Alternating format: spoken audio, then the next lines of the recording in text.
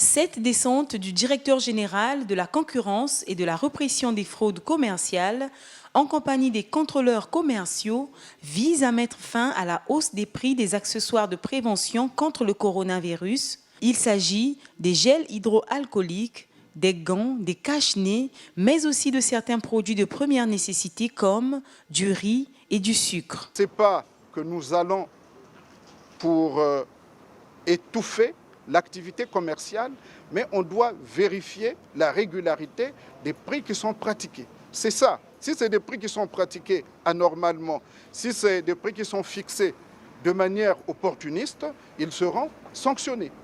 Mais si ce n'est pas de manière opportuniste, ça se fera savoir. Plusieurs commerçants rejettent la faute sur les grossistes. Moi, j'ai acheté les cartons là à 5 000. Je veux vendre ça à 7 500 pour gagner 2 000 pour faire nourrir mes enfants à la maison.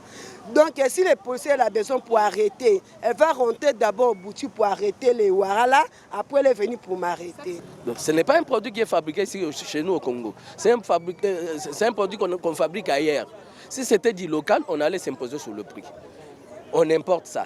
Mais quand on importe dans le pays d'importateurs, si on a augmenté, qu'est-ce que nous allons faire? Pour contraindre les commerçants à respecter les prix homologués par l'État, le ministère du Commerce et des Approvisionnements, par l'entremise de la Direction générale de la concurrence et de la répression des fraudes commerciales, a mis en place un numéro téléphonique destiné à la dénonciation des commerçants véreux.